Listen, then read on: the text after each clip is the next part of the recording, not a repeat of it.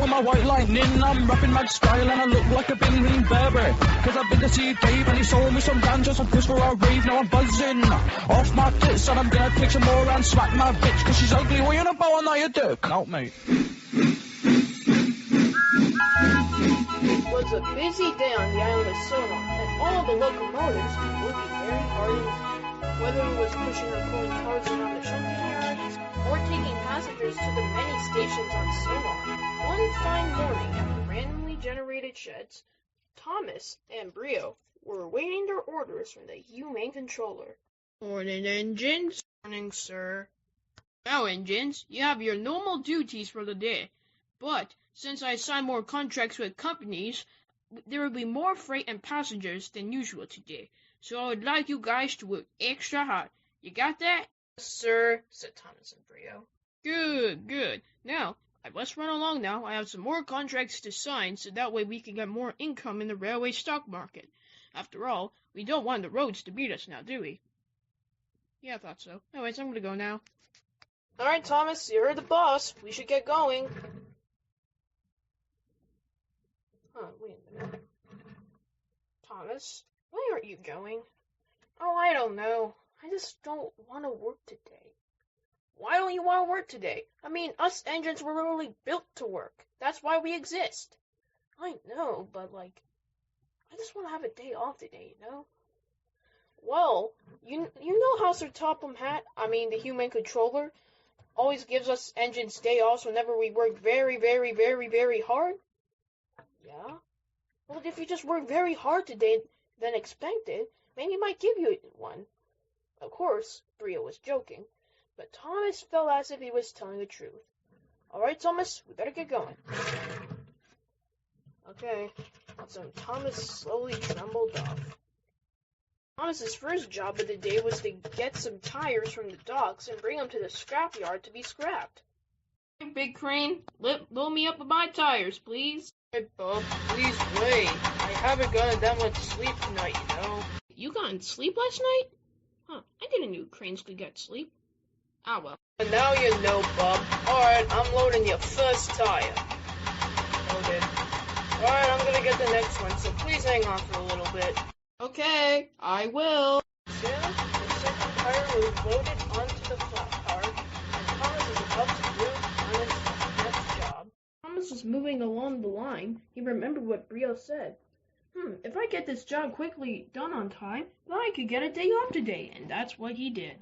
Soon, Thomas's next job was to take the local commute from Marin all the way to Vickerstown. Beep, beep, beep. Get in quickly, please. We do not want to be late now, do we? Soon everyone got in, and Thomas and the coach were on the move. Thomas was casually chugging down the line. He felt as if something could have been coming up down the line shortly. And as he kept puffing, he realized what it was. Here was a lorry that broke down in the middle of a level crossing while pulling an oil trailer. Thomas tried to stop, but it was too late.